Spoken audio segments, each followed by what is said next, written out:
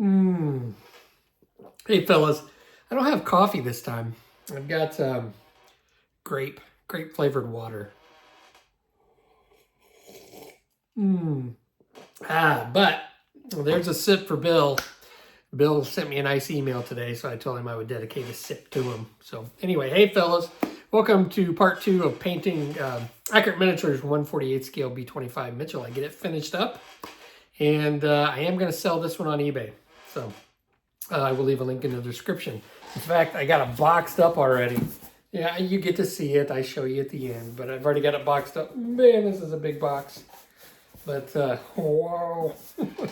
I can't believe that I shipped like big models like the B20, the 32nd scale B-25. It's been so long since I shipped a really big model. I mean, this is pretty good size, but I double box them. So, yeah, that's for sale on eBay, and shipping's a little expensive because it is such a big box. Like, I'm charging like $50, and it's probably going to be more than that. I ship UPS. If you are interested in buying it, just make sure you're within the continental United States because I don't ship outside the U.S. The money that I get from selling these models, I use to buy more stuff, to build more. So just to kind of support my habit so I don't have to bug the wife. Hey, can I have some money to buy some Lotto kits? So anyway, I'll quit yapping. I get the model finished up. I forget what I show. I do some oil paint stuff. I don't know that I show a whole lot in the video, to be honest with you. I don't know how I got like 20 some odd minutes out of it. Anyway, hope you enjoy the video. So as you can see, I've got the wings on. What I did is, after I did the panel line wash, I threw on a coat of Tamiya Flat Clear.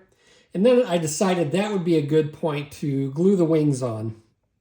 And to do that, I used Tamiya, this regular Tamiya cement, which is a little thicker.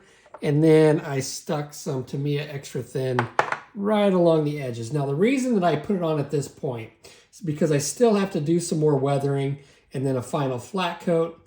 And I wanted to do it at this point because if I mess up here, I can fix it a little bit easier than if I've got everything completely done, glue it on, and then I make a mistake. Well, I made some mistakes. I got some cement where I didn't want it. So we're going to go ahead and we'll cut this off, cut the rubber bands off. Rather than trying to remove these, I'll just go ahead and cut them. And these rubber bands did a good job of holding these wings together. So they should be on there pretty good. Now, I had to reinforce, as you can see, this is where my acrylic rod is going, and it's inside of the bomb bay. Now, I didn't put any of the stuff inside the bomb bay. I just left it empty. But, and it was like really, it really wasn't very sturdy. So what I had to do to reinforce that area, so I can like push in on these wings, and this is pretty sturdy right through here because I reinforced it with a bunch of this real thick plastic card. I basically cut some strips and lined the inside of this, and then I took some more of these strips and I placed them as kind of like a bracing system, so it's nice and sturdy. As you can see, hopefully the camera will pick it up and get some good lighting. Let me close my shades. Lighting is always a problem for me because I'm right next to the window. I like looking out the window, the outside, whenever I build models. Okay. All right. But right along there, I made a little boo-boo. Got some Tamiya Extra Thin, and on the other side I did as well. I've already, just right along there, not too big of a deal. So what I'm gonna do, and this is why I did it at this stage, so I can come in here, and I'll just take some fine grit sandpaper. Now I didn't, when I got Tamiya Extra Thin on there, I didn't do anything with it. I just kind of let it go. I blew on it a little bit trying to dry it out, and then it made it, it moved it, but I didn't touch it. If I touched it, it would have caused me a lot more problems than what I have. So I'm just going to take some of this fine grit sandpaper. I may even come in here with a little bit. I think this will be fine. And I'm just going to smooth this out right along here. And then I can come in here real close with an airbrush and I can just blend that in, and you're not going to be able to notice it. Because I didn't touch it, it didn't really do much to the plastic. It basically just lifted some of that paint up. But I can smooth it out. Get in here. So hopefully, feel it with my finger. I should be able to cover that up with an airbrush. And then when I add some more weathering, it should hide it as well. Now, somebody in the comments had remarked that he wished I would have shown like the build process on this one. And I get that. But to be honest with you, I knew this was going to be a pain in the ass. So I didn't want the extra pain in the ass having to film it and then put it together. I just didn't feel like it at the time. Let's go ahead and get my top turret while we're at it, because I told you in the last video I would talk about this. So this top turret here is kind of a pain in the butt. And the kit, now this is off of a Revel kit, so it's not going to fit, I don't think. It looks like it might fit. Not really. But they just give you this portion in this kit. And as you can see here, I've got this bottom portion, which I have painted olive drab. Now what that is, and it fits in here just like so. If you look on the real things, it looks like there's kind of a lip right along the edge, and you don't get that with just the kit part. But the way I have it, you kind of get that little lip there. And how I did that was, since this is a Doolittle Raider, they got rid of the bottom turret on these planes, and they patched them up with this this little piece here. So the kit does supply you with the bottom glass turret as well as the top turret. So you're not going to use the bottom turret. So all I did was pretend this is the bottom turret, and I just glued these two pieces on together, and then I took a hot knife and I cut out the shape right along here. So this is two pieces glued, the top turret and then a part of the bottom turret glued together. And then I had to sand it and polish it, and then I just painted it. So, and then that gave me that little lip right there. Which, you know, if you didn't know better, you'd think that was like the way it's supposed to be. But that's a custom job here at Prime Auto Works headquarters. So I thought that was kind of an ingenious way. I call myself ingenious. Kind of a way to remedy that whole top turret deal. Otherwise, you have to set the turret down like really far. This glass part really far. And then now I still get the lip. So kind of a neat idea. If I ever build this again, I'll show you exactly how I did it when I do it. But yeah, pretty simple. All right, so I'm going to go ahead and I'm going to touch this area up, and then I'm going to start with some weathering, some oil work, and I don't know how much of that I'm going to show. I am going to do something different right here on these things. I'm going to use pigments on the exhaust here and see if I can get a somewhat realistic look of like rusted exhaust on those things.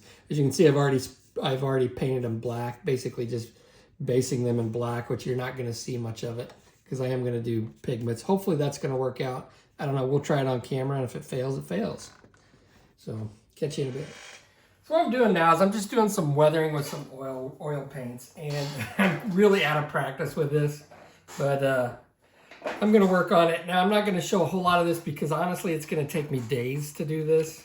I'm going to have to do this a little bit at a time. Somebody was asking me in one of the comments, was wondering about the weathering of the B-25s that were on the USS Hornet. So I've got this book, the B-25 Mitchell by David Doyle, and it shows some pictures of them on the Hornet, and you can see some online which actually show a little bit better, but you can see that there's a lot of weathering up here in the upper left corner of this page. You can see that in this picture they look pretty weathered, and there's so I don't think they were brand new planes. They did paint the propellers freshly black, so I've got those painted up. But I'm going to do some weathering here on top. So what I've done is I've mixed some yellow and black oil paint because I don't have like olive drab oil paint.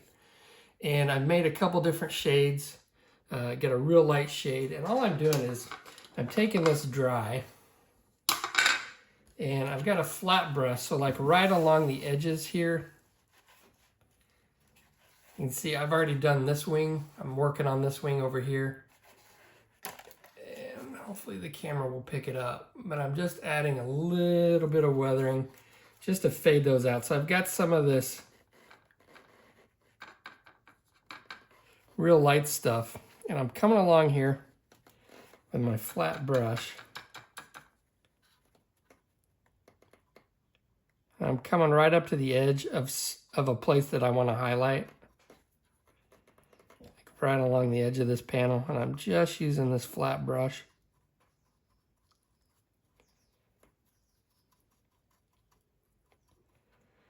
And maybe like right along here.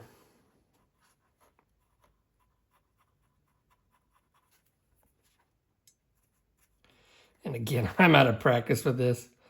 And it takes a lot of patience to do this. And at some point I'm going to be like, okay, that's enough, I'm done. And then I've got a blending brush that's dry. I'm going to come along here.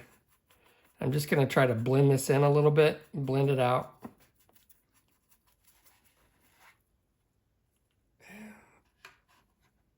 So you can see that.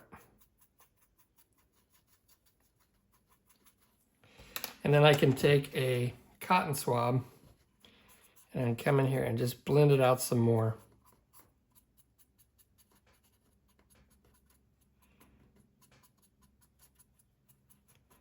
And I just keep working it that way.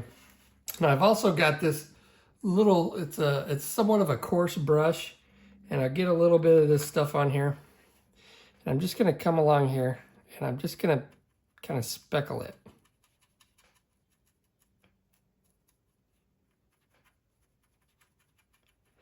And this is what gives me that kind of broken up highlighting. Got a little too much on there.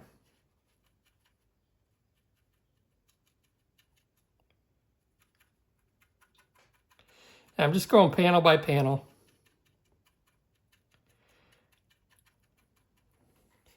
And then I can take my blending brush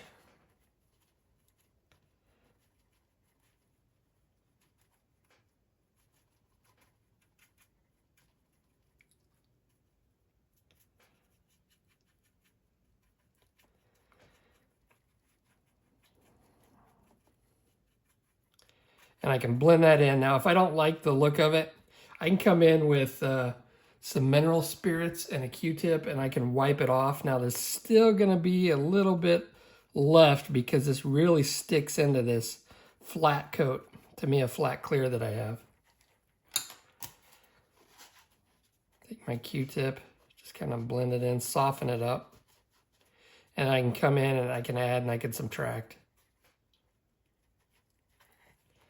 And then that's going to give me that little bit of highlight in the weathering that I'm looking for.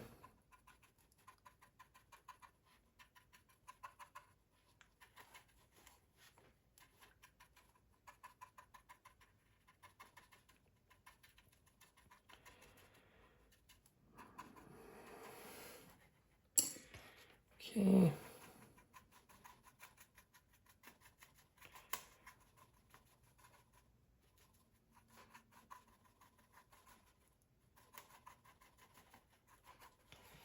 Just like that. And that's all I'm doing. Now, I've also got some of this field gray, which is a little darker. Right there. It's a little darker green. I can come in here with another brush, and then I can darken and shade some areas. And I will come in here with different colors and add stuff, unless I get really bored and sick of doing this, and then I won't. But I will probably use some like sepia, some like dark browns and stuff, and do some more work.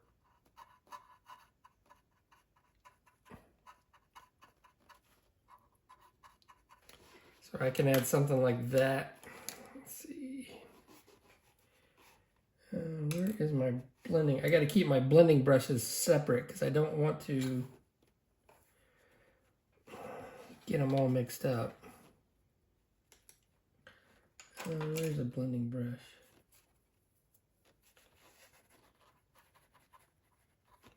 Ooh, this has got, that had a little bit of mineral spirits on it. Let's go ahead and wipe this off. Had mineral spirits on that blending brush.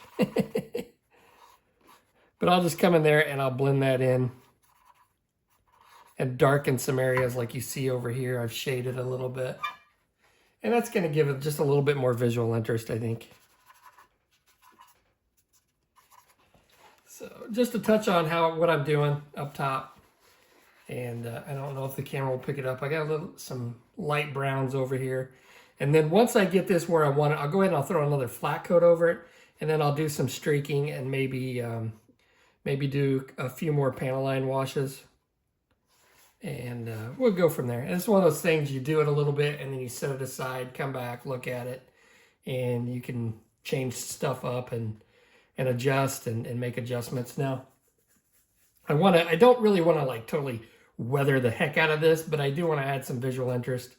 And this can get out of hand really quick. So I got to kind of hold myself back because that's really not the way I do things. So, all right, I will see you in a bit. All right, I'm going to try to do my best to capture this on video. So what I'm going to do is I'm going to try to make the exhaust look kind of rusty and worn. And what I'm going to use is some pigments. So I've got dark earth pigment right here. And these are Ammo Mig. I've got rubble, which is like a tan color.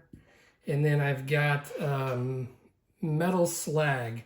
Now this stuff doesn't stick too well to just painted plastic. So what they give you, or what you can get, is this pigment fixer here. And it's not really mineral spirits. I think there's probably something else in there other than mineral spirits. But I'm going to go ahead, I'm going to take a small brush, and I'm just going to put this pigment fixer all over this exhaust that I want the pigments to stick to. Now the pigments can stain. I've got a flat coat on here, to me a flat clear. And the pigments can stain it a little bit if I'm not careful. As long as I don't rub it in, I should be okay. So I'm just going to put a little bit of this on here. I'm going to paint everywhere where I want the pigment to stick. I like using these sometimes, and especially in these kind of applications, because it just gives a different look than just if I were to paint it. Okay, now I'm going to take some of this dark earth, that's metal slag. It's not going to really matter because I'm going to mix it anyway. But I'm just going to put this pigment on here, just like so.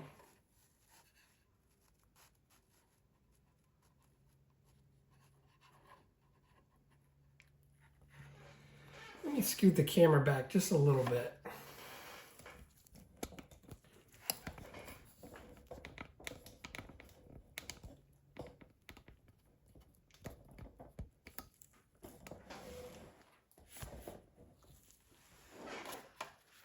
All right, okay, so I'm putting this dark earth pigment on here. And then I'll take some metal slag. I'm going to put the metal slag in the middle.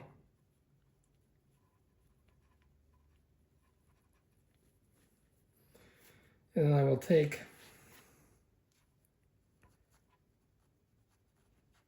some of this lighter stuff and put it on here.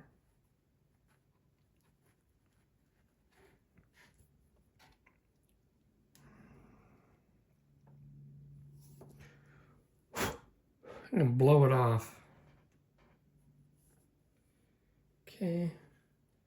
And to get it stick pretty well, I'm going to go ahead and put some more over top. And I may add another layer of this pigment on here. I'm not exactly sure how this is going to turn out once I put my final flat coat on there. I think it'll still retain some of that look. I don't think it's... I think it does, the clear coats do change it a little bit, I think, from what I remember the last time I used these.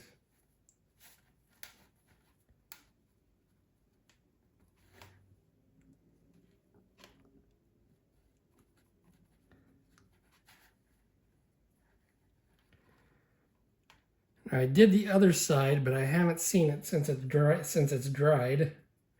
So we'll take a look at it here in a minute. Now I can blow this heat this up and blow it with a hair dryer, and it dries really quick. And it seems to be more stark once I dry it with a hair dryer rather than just letting it.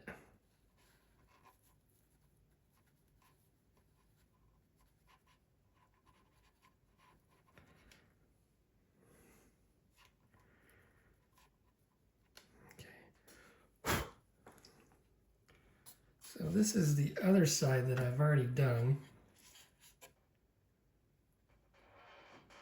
And I think that looks pretty cool. And then get some more light on it. So that's what we're doing. That's how I'm doing the exhaust. I think that's gonna look pretty good. So we'll go ahead and let this dry. And if I got any, once this dries, I can take some mineral spirits on a flat brush, and I can wipe it away if I need to. I'm not gonna do it while it's wet because I don't really want to smear it in while it's still wet with that pigment fixer on there. But that's how I'm doing the exhaust. All right. And you can see I've got the exhaust stains. For those, I came in here with an airbrush and I sprayed some NATO black and then some brown and then some gray in the middle. And then I did some sepia panel line wash in between. I think it gives it a cool effect. So we'll let this dry and then we'll get on. Let's go ahead. And there is the top. It's all done. So I did some oil work. I'm almost done on the top. I'm going to do some streaking and then I should be done with that and I can put my final flat coat on it. I don't know how much weathering I'm going to do on the bottom. I always kind of ignore the bottom because I get sick of doing it by then. So, all right. I got it finished up, guys. So I'm to be honest with you, I'm really happy with how this turned out. Based on initial, from when I first started on it, I thought there's no way I'm going to be able to finish this thing. But I finished it up, and I'm pretty happy with the results. It's not perfect. It's really far from perfect. But I think it looks pretty cool. Again, there are no pilots, and I just realized now looking at it, I forgot to put seatbelts in it. So I have no seatbelts, no pilots, but, whatever. It looks cool. It looks cool from a distance. Now, we'll go over a few things. We'll spin it around here so you can see it. And I think it looks pretty sweet. I had a few problems finishing it up. So this back part, it just doesn't, it's the way they have it engineered to go on there. It's just not very good because you're always going to see like glue and stuff in there. So what I did to try to limit the amount of glue that I used to attach this clear part was I used just a couple dots of CA glue and then the rest, a little bit of Tester's window glue. And that's on there. It's just, you can still see some of the glue in there. It's not very good. And after I put it on, I realized that there's a little bit of a thumbprint on there. It's kind of hard to see, but in the right light, you can see there's a thumbprint on the inside, which, rookie mistake. That is a rookie mistake. Had a hard time getting the Easy Line antenna on. Get my hand behind there so you can see it. It's really thin. It just wouldn't stick very well. Now for these antenna posts, I didn't use the plastic parts that were in the kit. I made those out of brass tubing, and those seem to work okay. The propellers spin, and those just remove. And you can see here there is an open window. So what happened was, whenever I unmasked the canopy, some of the windows had fogged up, and I'm like, oh my God, that happens. It wasn't because I used any CA glue on it. I think it was because anytime you don't have it completely sealed up and as thin as I spray, I just fumes or paint or whatever must have got in there and it just fogged them up just a little bit. So I decided to go ahead and just cut that window open and have an open window on the side there, and I could get a Q-tip in there and wipe it out. So yeah, not pleased with it, but it is what it is. And, it doesn't look as abnormal as like trying to rip off the whole thing and put in a bunch of work trying to fix it and put the canopy back on, which I did not want to do. The exhaust, I think, turned out pretty good. Now, I did spray them with Winsor & Newton matte varnish. And we'll look at the other one over here. And get this so I don't break it. I think those turned out pretty good. I think they look pretty cool. The wing lights here, what I did with those, when I built it up, I wish I would have shown this because it's, I don't know, I think they turned out really good. Now, I didn't even bother with the clear parts because I heard they fit so poorly. So I didn't even cut them off the trees. What I did is I used the UV cured resin, and I just filled the whole thing with that UV resin, and I filed it, shaped it, sanded it, and I think those turned out really good. So, all right, well, that's about it for this one. I'm glad to be done with it. I mean, it was an enjoyable build. You know, just learning the story of the Doolittle Raiders, which is something that, you know, I wasn't really familiar with. I mean, I'd heard about it, but I wasn't really familiar with. Just a cool story. So I will flash up some pictures. I appreciate you watching, and I will catch you on the next episode.